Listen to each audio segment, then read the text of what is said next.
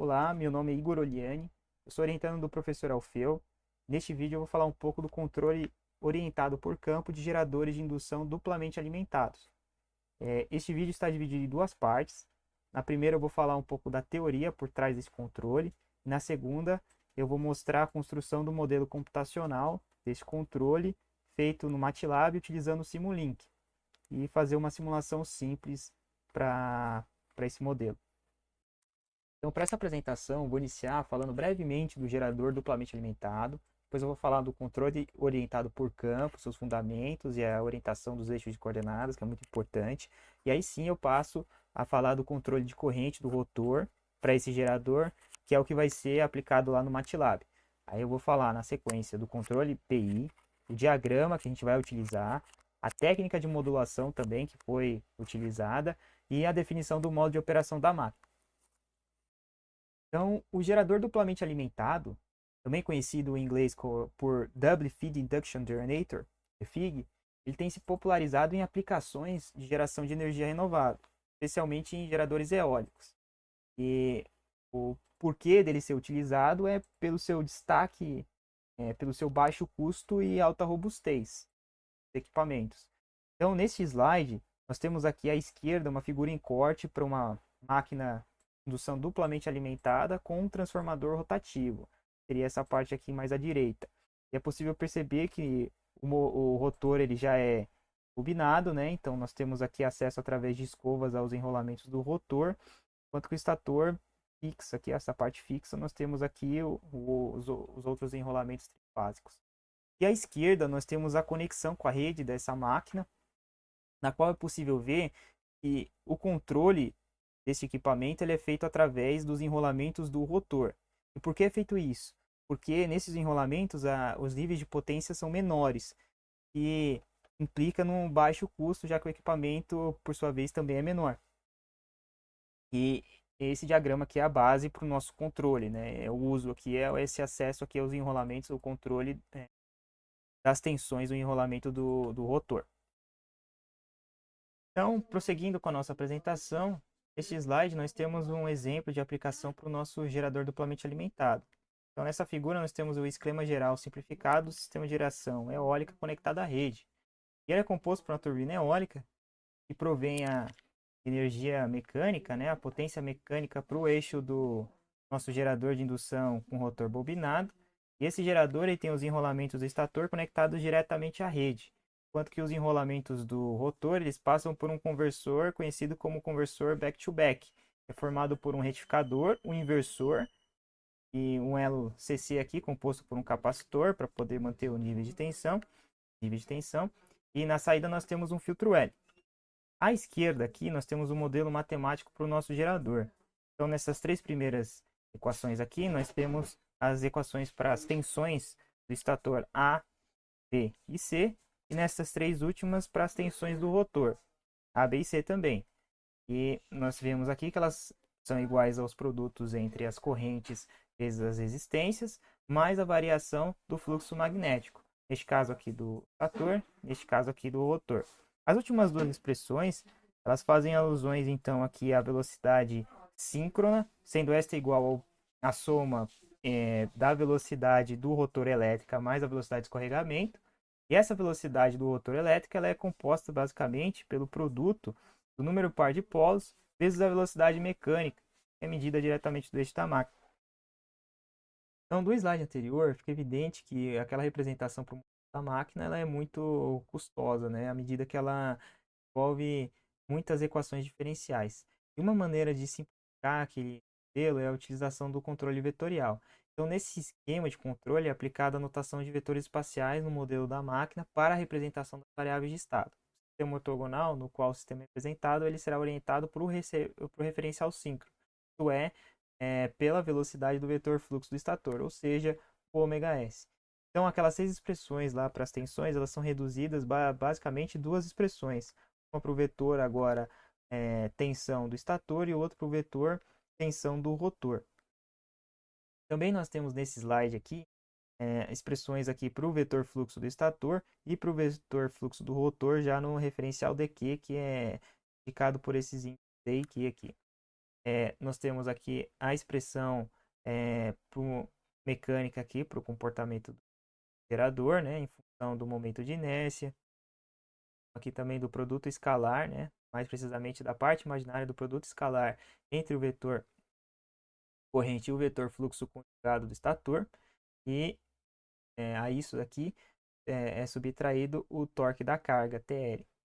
E é possível também, nessa representação aqui, também obter expressões para potência ativa e reativa do nosso gerador, o que é vital para a aplicação pretendida, já que nós faremos o controle indireto dessas potências através das correntes do rotor. Esse é o nosso objetivo. Então, por que fazer essa orientação? Então, quando você pega o seu sistema de coordenadas e alinha ele ao vetor fluxo do estator, mais precisamente o eixo D do sistema de coordenadas, vão ocorrer duas situações. A primeira, obviamente, é que o vetor fluxo ele vai ser igual justamente somente a componente D, talvez vai ser igual ao módulo, né, do vetor, e a implicação óbvia disso é que a componente Q fica zerada. A segunda mediante algumas considerações, já explicarei, é que o vetor tensão aqui, ele vai ser igual à componente Q no nosso sistema de coordenadas, por sua vez vai ser igual ao seu módulo, e ele pode ser aproximado por produto entre da velocidade síncrona com o próprio vetor fluxo do estator. Consequência também óbvia disso é que a componente D do vetor tensão do estator é zerada. E quais são as hipóteses adotadas para essa segunda condição aqui? Bom, a primeira é que a resistência do estator é negligenciada. Seja aquela queda de tensão lá, a gente considera que ela é muito baixa, então nós vamos desconsiderar. A segunda é que a operação ocorre em regime estacionário, ou seja, não há variação para o vetor fluxo no tempo. Então, também, aquela expressão anteriormente para as tensões que envolvem a derivada do fluxo é zerada. E, por fim, a operação ocorre com a tensão da rede em condições normais. Então, não há nenhum distúrbios ali por parte ali da conexão com o estator, com os enrolamentos do estator. E a consequência disso daqui para a gente, para o nosso controle, é que as expressões para as potências ativa e reativa são simplificadas mais uma vez. E essa simplificação permite, conforme vocês podem ver essas expressões aqui, você pode obter o valor da potência ativa e reativa em termos das componentes Q e D das correntes do rotor. É justamente o controle, né, das correntes do rotor que a gente quer. Então, vejam que o controle indireto das potências é realizado pelo controle das correntes, né, do rotor. Nós temos nessa expressão aqui, nós temos a indutância mútua, aqui é a indutância do estator, próprio vetor né? Aqui embaixo nós temos também a mútua e a do estator. E, enfim, basicamente isso. Bom, então o nosso controle das correntes do controle vai ser feito por meio de controladores PI. E no caso desse slide, a gente tem uma revisão do que seria o controle proporcional integral derivativo. Então, ele nada mais é, nessa figura aqui, que um mecanismo de controle em loop, conforme pode ser visto aqui, com realimentação feedback, calcula continuamente um erro, que é o ET, EDT, com uma diferença entre um set point, no caso aqui, nossa referência para a componente D e Q das correntes do rotor, e uma variável de processo medida, ou a própria medição das correntes do rotor. E aplica a correção baseada em termos proporcionais, integrais e derivativos, né? Notados aqui por P, I e D. Né? No nosso caso, essa expressão aqui que configura, né, a aplicação desses ganhos, nós só vamos precisar dos ganhos P e I, né? KP e KI. Isso porque, aqui nessa figura aqui, nós temos um pouco os efeitos dele. Então, o ganho KP, ó, ele eleva aqui a resposta até o sinal próximo ao sinal set point, né? O ganho KI, ele corrige, né, o erro de regime, esse erro de regime. O KD, ele diminui as oscilações. Só que no caso do KD, ele pode acarretar em perturbações no sistema, né? E não vai ser necessário, o nosso sistema ele já é normalmente amortecido. Então, portanto, a gente só vai precisar desses nossos ganhos aqui e será exatamente do jeito que está aqui aplicada essa expressão lá. Obviamente que no MATLAB você já tem os blocos prontos para isso. Então, gente, o controle que nós iremos trabalhar lá no link, no MATLAB, é esse dado pela figura aqui. E, bom, que eu quero destacar aqui nessa figura? Bom, então, lá no nosso controle aqui, nós teremos então como entrada as potências ativa e reativa de referência.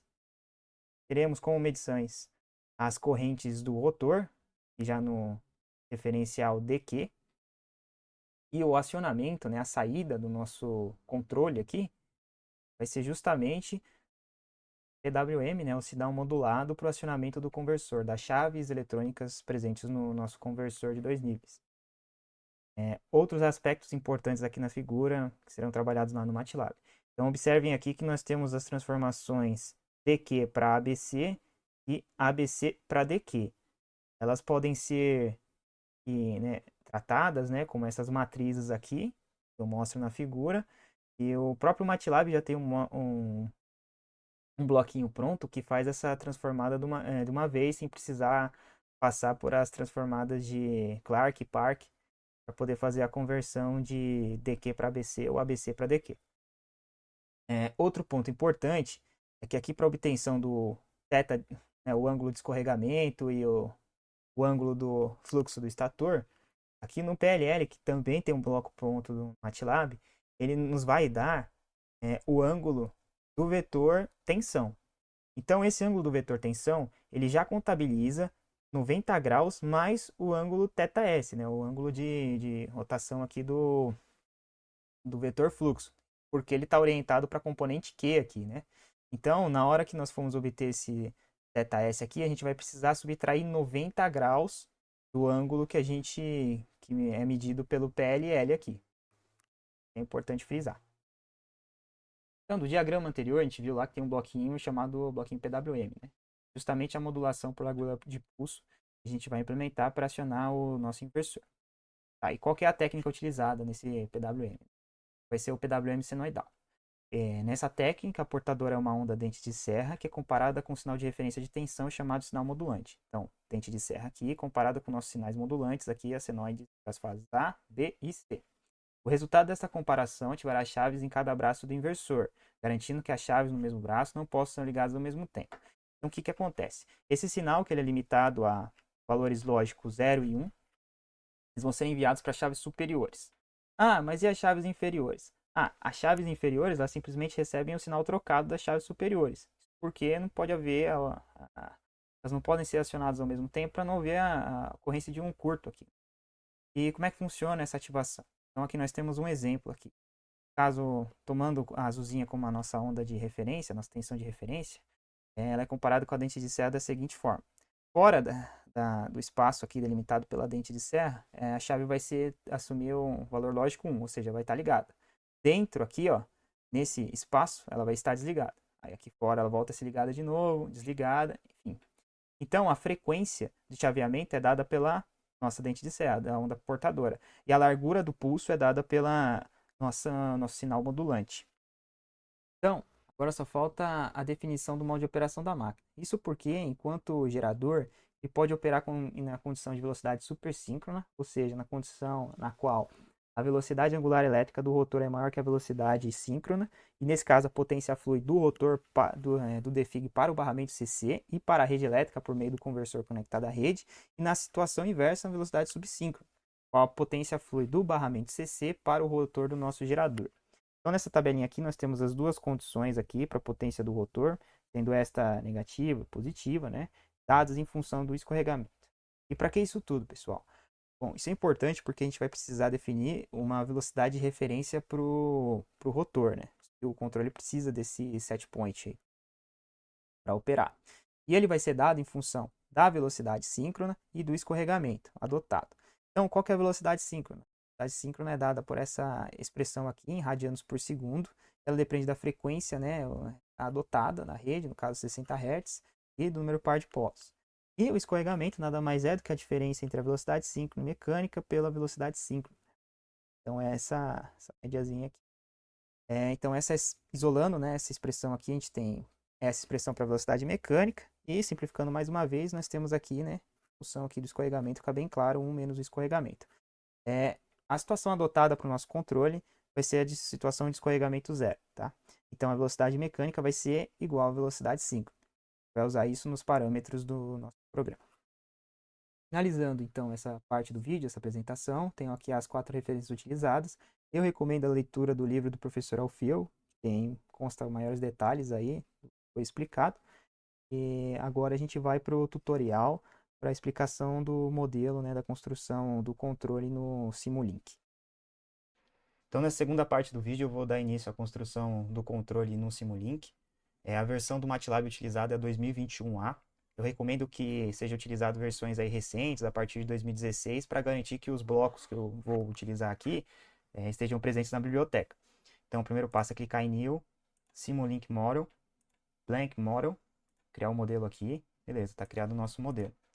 Então, antes da gente iniciar aqui com o processo de puxar os bloquinhos que serão utilizados para a construção do programa, eu vou vir aqui nesta aba, clicar aqui em Design aqui, e eu vou vir aqui em Model Workspace. Então, o que eu vou fazer aqui? Primeira coisa, eu vou mudar aqui a seleção para MATLAB Code, e eu vou digitar alguns dos parâmetros que serão importados dos blocos e vão ser lidos aqui nessa área aqui, né? Serão carregados no Workspace. Então, já tenho aqui os parâmetros, alguns parâmetros da máquina. Valores aqui das resistências, indutâncias, aqui o valor da simulação também, tudo isso daqui vai ser aproveitado no programa, né? Aí você vem aqui em Apply, aqui para reinicializar da fonte, e beleza, ele carregou aqui. Feito isso, só fechar e a gente está pronto aqui para começar a construção. Ah, antes que eu me esqueça, caso a sua versão do MATLAB não permita que você insira aqui no Model Workspace as variáveis, você simplesmente pode vir na tela inicial do MATLAB, criar um novo script, qual você vai digitar as mesmas variáveis aqui, e quando você der Run aqui, ele vai pedir para salvar.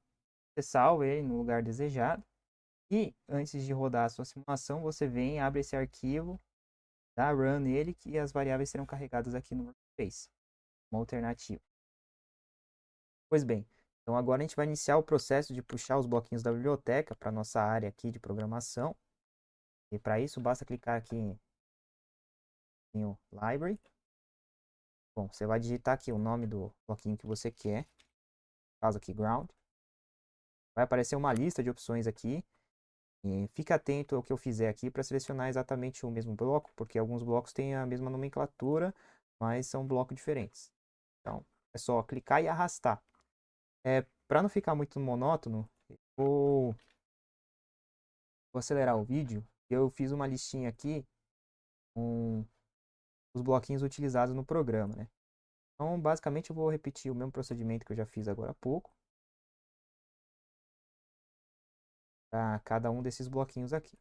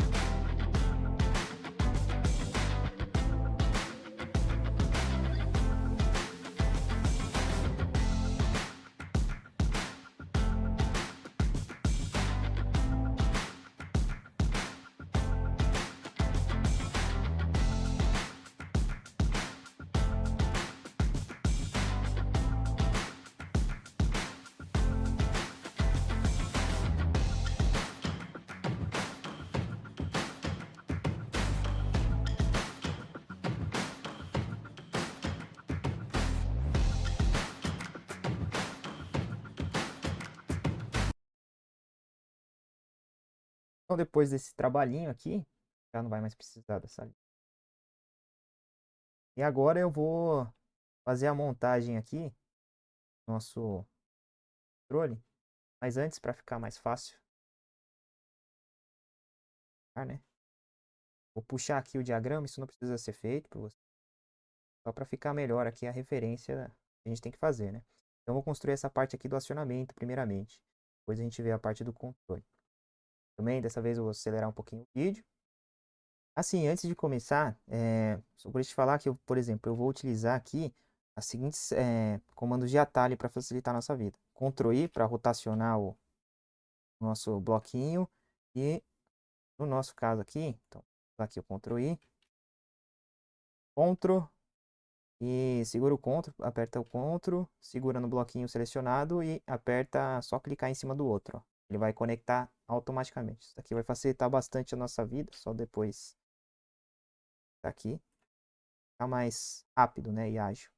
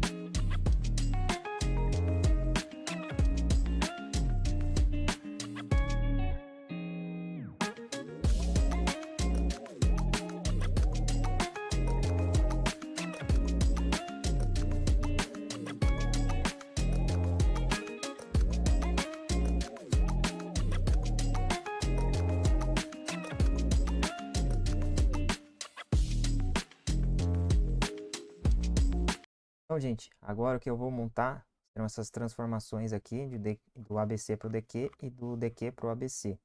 E já utilizar também os from, as nomenclaturas aqui, e depois a gente pega devidos lugares aqui, ó, tá convertido. Mas antes aqui, só corrigindo aqui, na verdade aqui a atenção é do estator que vai para o PLL.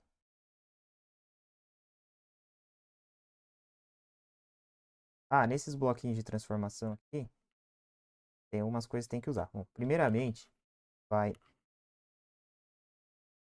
mudar essa opção aqui. Ele por default, ele tá 90 graus atrás da fase A, o eixo da fase A, e a gente quer alinhado. Então, você vai mudar aqui, Apply, os dois, viu?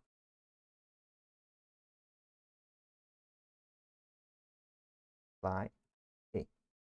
E outra particularidade dele é que ele exige uma entrada.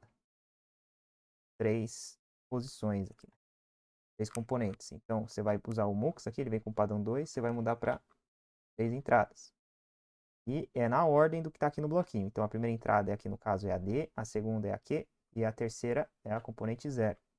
Que no caso é a ABC. Vou acelerar de novo o vídeo aqui. Só fazendo aqui.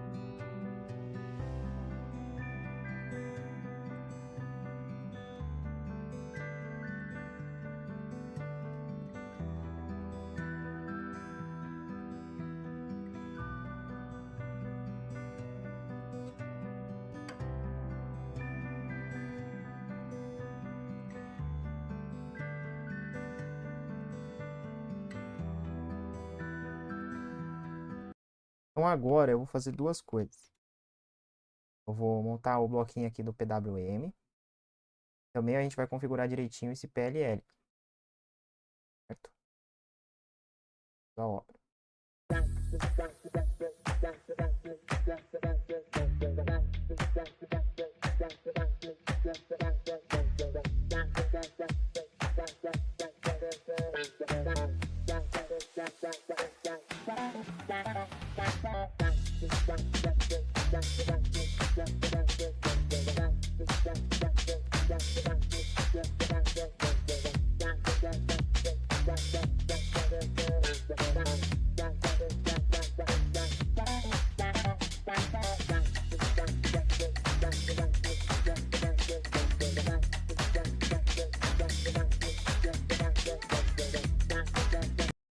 Bom, finalizei então a montagem aqui do bloquinhos, né? E conforme vocês podem ver aqui, na saída do PLL, aqui para o ômega T, ou seja, para o θS, eu subtraí π, né? Então, por que eu fiz isso? Em parte pelo que foi apresentado, né? Então, conforme eu havia dito, o PLL vai medir basicamente o ângulo total aqui, né? Então, vai ser o θs mais 90 graus, já que o vetor tensão do estator está alinhado com o eixo em quadratura, né? Então, é 90 mais θs. Portanto, aqui na saída eu deveria subtrair por 90, né? Só que esse bloquinho aqui do MATLAB, para o PLL, ele também utiliza uma transformação ABC DQ0. Só que nessa transformação ele faz um alinhamento 90 graus atrás da fase A, do eixo da fase A, né? Então, ali na saída, além daqueles 90 graus que eu deveria subtrair, eu tenho que subtrair mais 90 graus, que dá o total de π, né? Por isso que eu subtraí por π aqui na saída. Então agora eu vou montar as expressões lá para as potências, né? Para poder obter as correntes de referência através das expressões, na verdade, de potência ativa e reativa, conforme o que foi explicado no slide aqui. Basicamente aqui só isolar RQ, T. E para isso eu vou usar esse bloquinho aqui, o bloquinho function. Mas antes disso, eu tenho que inverter esse medidor aqui. É importante. Não tá, então clicando nesse bloquinho aqui, ele é um bloquinho function. Então essa daqui é a saída em torno de uma função, né? De U, que é descrita aqui, ó, o corpo dela, né? Bom, para adiantando, eu já tenho aqui script também para essa. Então, quando eu fizer isso daqui, ó, vou copiar e colar, aparentemente está tudo certo, né? Mas a gente tem que definir, ó, essas variáveis aqui, né? As indutâncias para ele ler do workspace, né? Então, assim que você digitar o código aqui, você vai salvar. Aí já salva já o arquivo, se quiser. Eu vou salvar aqui o controle, tá onde você quiser. Bom, assim que você salvar, você vai ter que vir aqui. E você viu que eu cliquei em Open, né? Você vai mudar essa variável aqui de input para parâmetro. Então, se você clicar nela aqui, pode ser por aqui ou por aqui, ó. Open, você muda para parâmetro. Aí ele vai ler do workspace tudo que foi carregado, né? Fly. Você vem aqui, muda para parâmetro aqui no caso. Beleza. Duas, né? Então, o fluxo daqui esse vai ser lido. Essas de referência aqui também você vai impor. Essas são as suas saídas, né? As correntes de referência. E, bom, basicamente é isso daqui. Salvar de novo. Pode sair.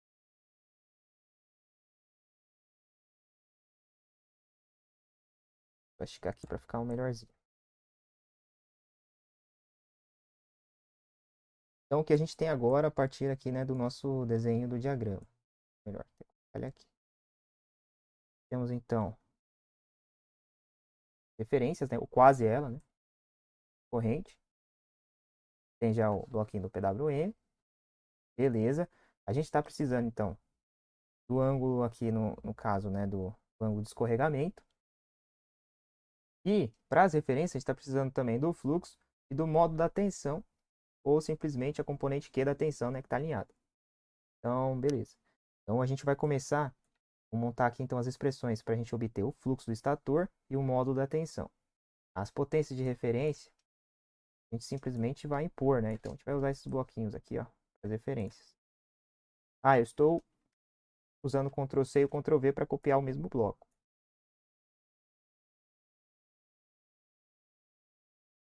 Então, vamos começar pelo módulo da tensão. Tá, o módulo da tensão é a tensão, aqui no caso, a tensão do estator. Então, a gente tem a medição aqui, né, da tensão do estator, simplesmente é fazer a conversão ABC para DQ e pegar a componente Q aqui, né, colocá-la como entrada desse bloco. O que a gente vai fazer?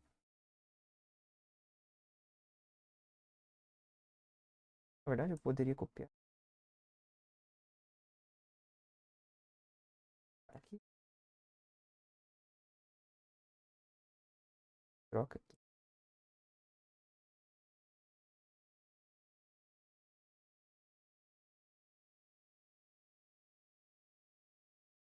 A gente só vai usar, né? Essa com tem nada. E no caso, V, S. Esse aqui faz.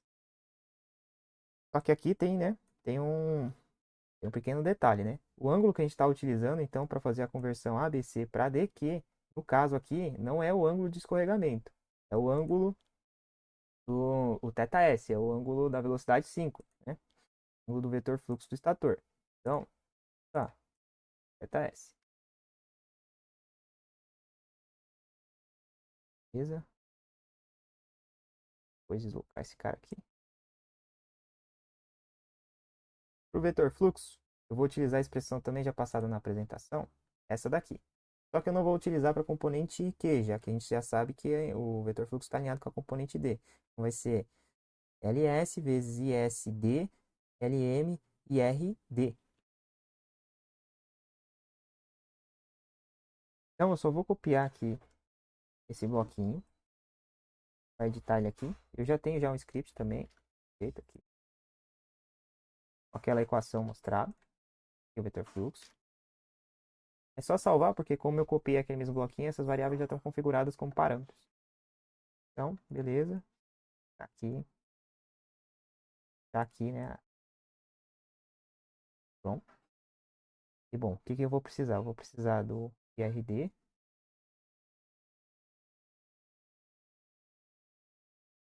Pedido, né? Do ISD. Eu não tenho ISD, né? Mas vou aproveitar. Vou copiar esse cara aqui. E aí é o mesmo esquema, né? Eu vou mudar para pegar a medição de corrente do estator. Esse medidor aqui. Ah, e aqui no caso tem IS, o IDS, né? Ou ISD. Vai a coerência aqui. A nomenclatura é o que menos importa aqui nesse. Beleza. Tá. Então o que está faltando agora no nosso programa? Está faltando esse teta escorregamento aqui, né? Que é essa subtração aqui. Para obter ele, eu vou precisar então da velocidade angular mecânica aqui medida no motor. Esse cara aqui, tá? Rotor speed. Vou dar então de Wmax. O que eu vou fazer? Vou pegar aqui então ela. Eu vou multiplicar pelo número par de polos, que será esse ganho aqui. Então é só mudar para P. E eu vou integrar esse cara. Aí eu tenho nosso θr. Beleza? E o que a gente vai fazer então? Vai pegar agora o nosso θs aqui. Colocar em cima. E vamos aproveitar alguma dessas somas aqui. Dessa soma. Beleza. Aqui. Tá feito, ó. Agora nós temos o nosso θ de escorregamento. Então o que está faltando agora é a configuração aqui, né, dos nossos controladores PI. Mas antes disso, vamos corrigir algumas coisas do programa, né? Primeiro, essa nomenclatura aqui, na verdade, a saída aqui são correntes do rotor, né? Rotor.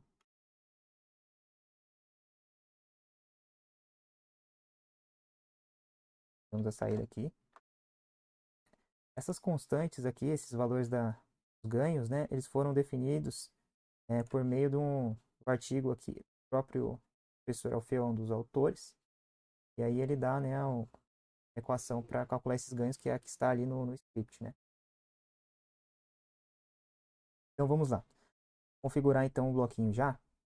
Vai mudar aqui o controlador tipo para PI. Pode deixar em contínuo mesmo, paralelo. E aqui você vai ter o seu ganho proporcional, KP, beleza? Seu ganho integral, KI. Apply, ok. E aí, como não é o mesmo, Ctrl C, Ctrl V, você tem os dois aqui. Aqui não vai ser utilizado.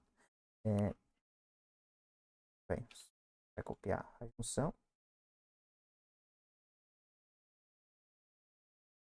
E aí a gente tem os valores, né, de referência menos os valores medidos, né? Então aqui eu só vou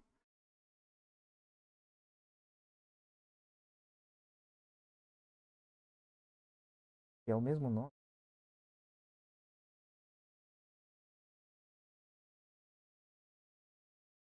F,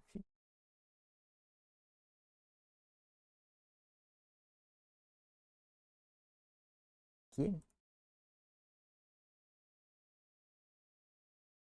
só puxar o correspondente aqui, ó.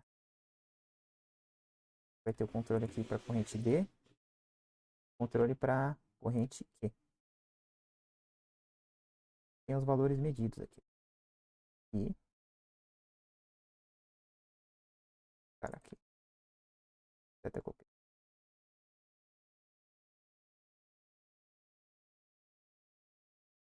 Beleza. Resultado disso, somente as tensões de referência.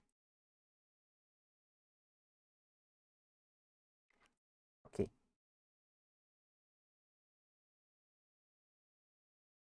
Bom, então, feitas as configurações para os PIs correntes, o diagrama aqui está finalizado. Esse bloco aqui também não será necessário. Ah, sim.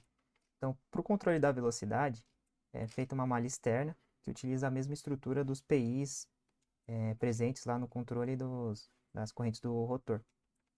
A diferença aqui, a velocidade de referência, no caso aquele ômega grandão Mach, que a gente definiu lá no script, o WMAC, ele vai entrar aqui com sinal negativo.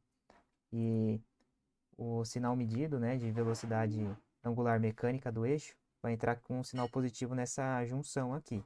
Esse sinal vem diretamente do modelo da máquina aqui, ó.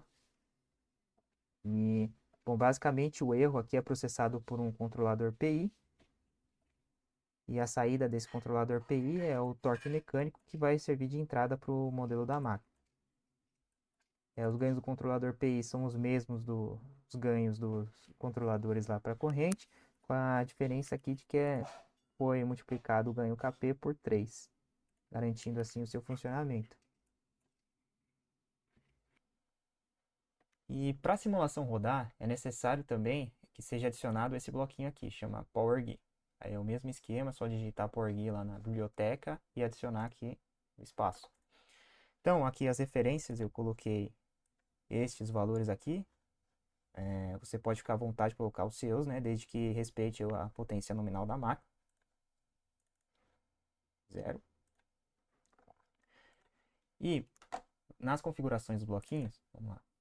Começando aqui pela ponte universal, a única coisa que foi alterada foi o tipo da chave eletrônica utilizada, então foi alterado de tiristor para IGBT diodo. Aqui, IGBT diodo. E no caso do modelo da máquina, o que foi alterado aqui são os parâmetros, né? Então, alguns eu digitei aqui, outros eu só importei do workspace. Esse caso aqui, siga, né, o que está aqui, né, inclusive para as condições iniciais. É isso aí. A load flow aqui eu zerei. Para a fonte programável, também eu digitei 220, 0 e 60 Hz. E por fim, o nosso bloquinho PWM, eu alterei a frequência de chaveamento aqui para 10.000 e o tempo de amostragem eu também alterei para 1 elevado a menos 5. Isso porque a frequência de amostragem tem que ser no mínimo 10 vezes maior do que a frequência de chaveamento, tá? Se você for alterar aqui. Aqui a gente tem os scopes para ver o comportamento das correntes, da tensão DQ e da velocidade. Eu já rodei essa simulação. E aqui você pode ver que o nosso controle segue as referências. A componente aqui, no caso D, ela é zerada, ó, 10 elevado a menos 12, e a velocidade consegue seguir aí a referência. Então a simulação está rodando. Outra coisa que dá para ser feito é você alterar aqui os nossos controles PRI para o modo discreto. E aí basta utilizar o TS que você definir lá, está no workspace também. Fazendo isso, você aproxima a simulação porque você tem para um DSP, para algum dispositivo de processamento de sinais aí de bancada, aproximando para o comportamento da vida real. Então é isso, pessoal. Tá funcionando e muito obrigado pela sua atenção.